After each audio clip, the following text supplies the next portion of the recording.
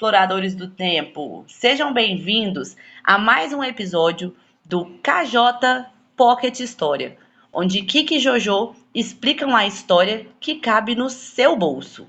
No episódio 11, o tema será Da escravidão ao trabalho assalariado, a grande virada no jeito de trabalhar no Brasil.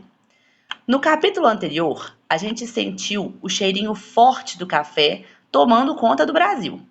E ficou claro que esse ouro marrom mudou fazendas, estradas, cidades e principalmente o bolso dos barões do café. Mas, meus queridos viajantes, por trás de tanta riqueza tinha uma coisa muito séria acontecendo e que precisava mudar. A escravidão ainda sustentava boa parte do trabalho nas fazendas brasileiras.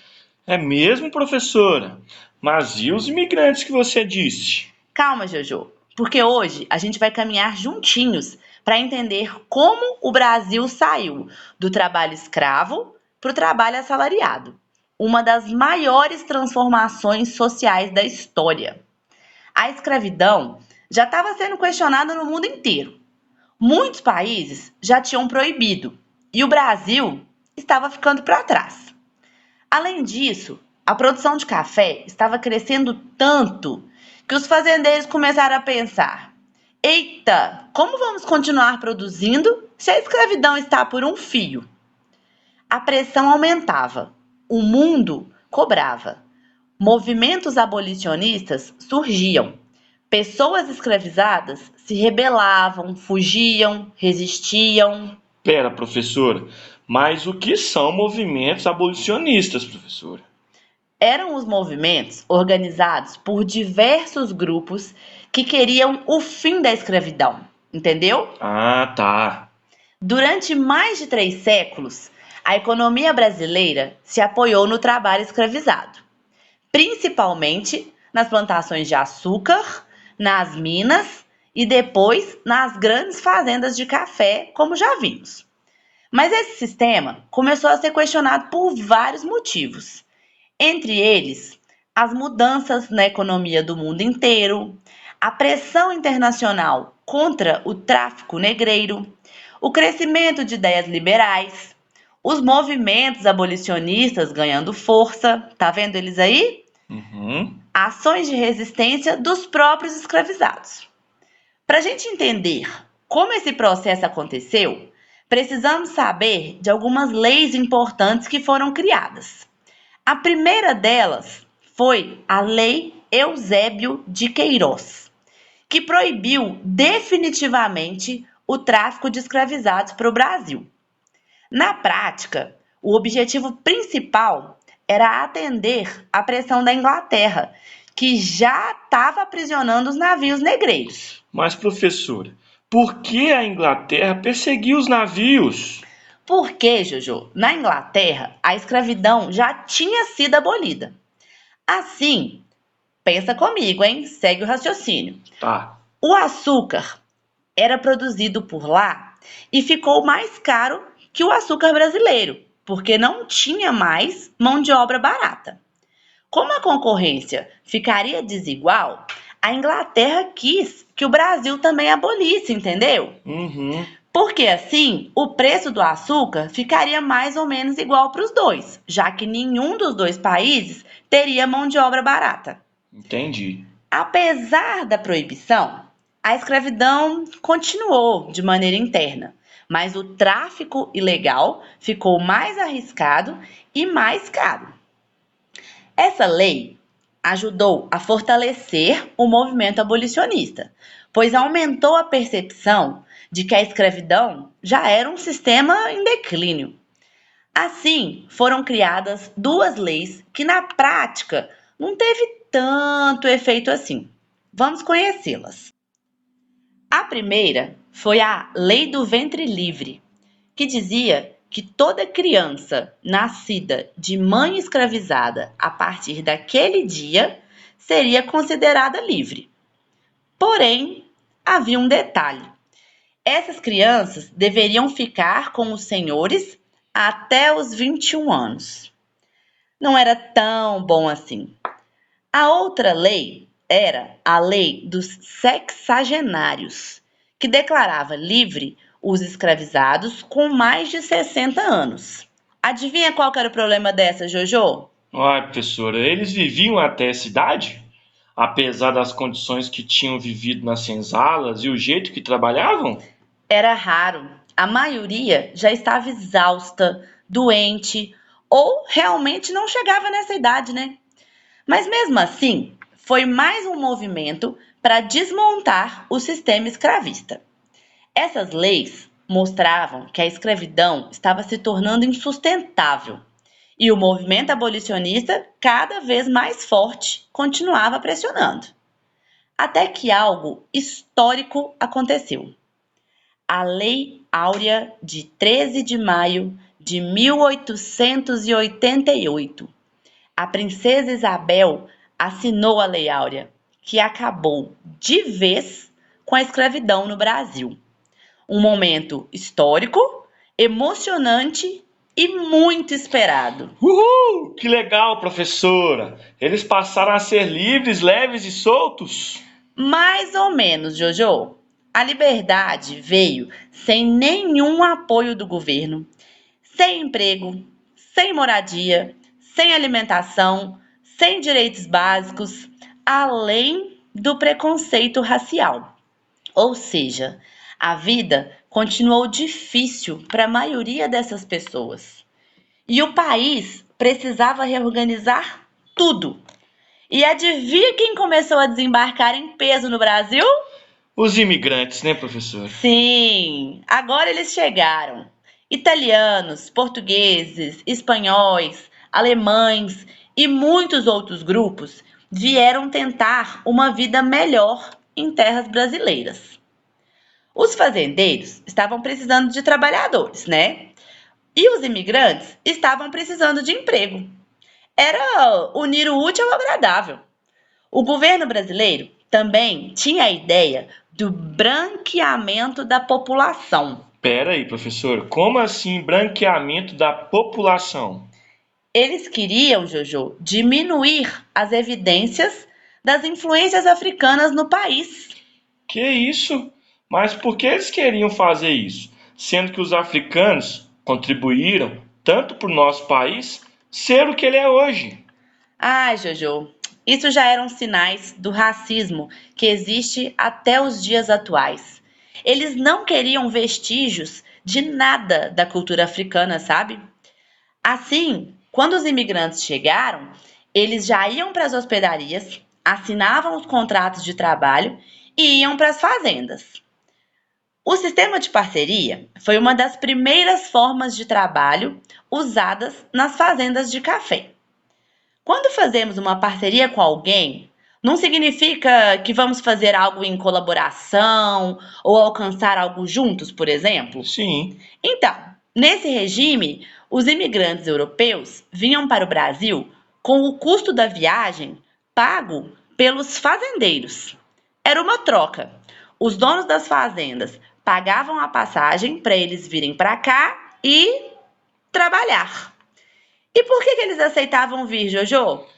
Porque eles estavam querendo melhores condições de vida do que eles tinham lá na Europa, né? Isso mesmo. Na cabeça deles, a promessa de vida boa aqui era atrativa. Mas havia um detalhe importante: todo esse gasto virava uma dívida.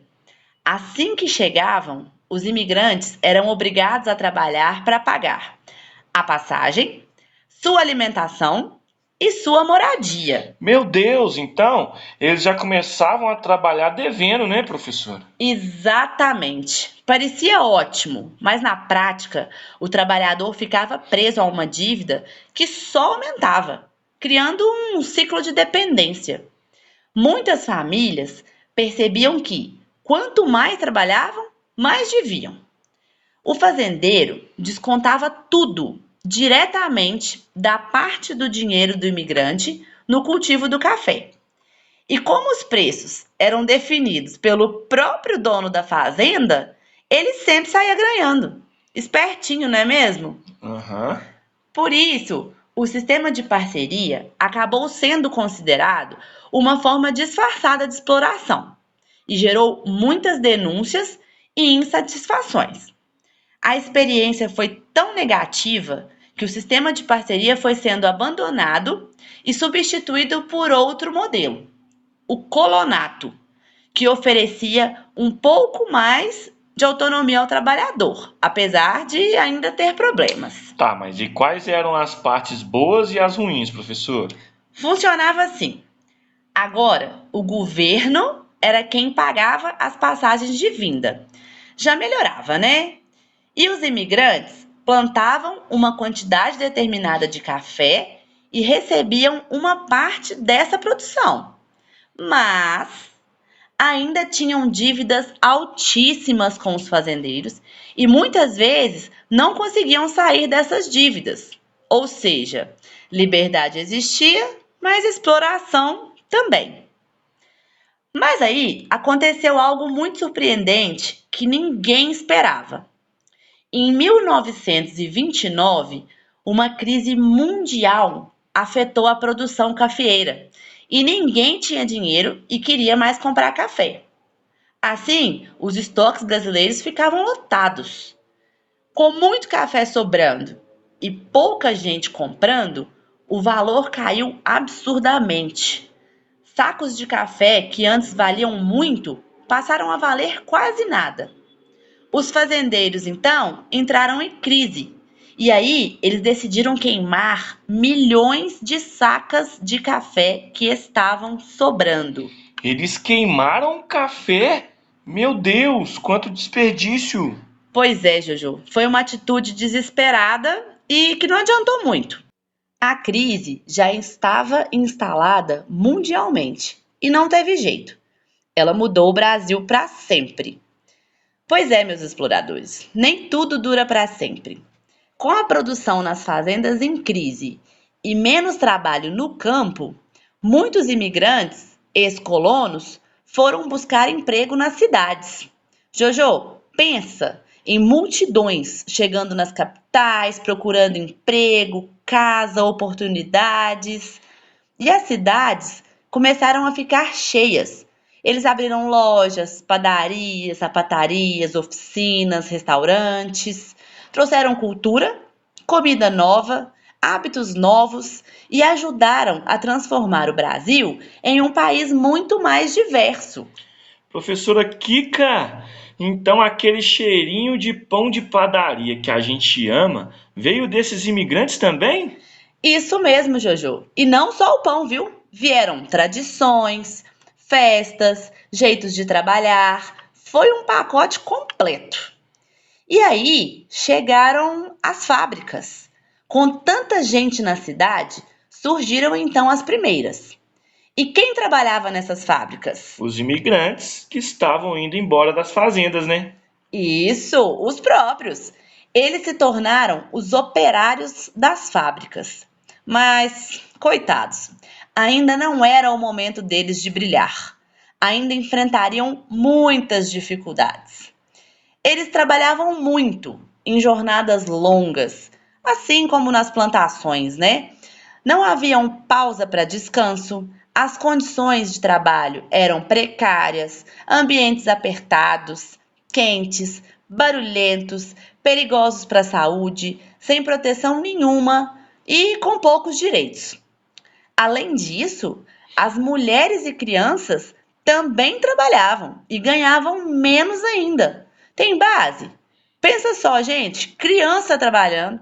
Imagina só, vocês trabalhando em fábricas. Surreal, não é mesmo? Os imigrantes eram considerados mão de obra barata, então não eram valorizados. E vocês acreditam que os donos das fábricas ainda exigiam muito? Eles eram rigorosos, cobravam uma disciplina rígida, tinham castigos, suspensões, multas, demissão. Na época, não existiam direitos trabalhistas como hoje em dia. Não existiam férias, salário mínimo, descanso semanal obrigatório. A segurança do trabalho era inexistente. E reclamar podia custar o emprego. Como eles precisavam, aceitavam tudo calados. Nossa, professora, que difícil foi a vida dos imigrantes por aqui, hein? Pois é, Jojo, vieram com a promessa de uma vida melhor e não tiveram nada disso.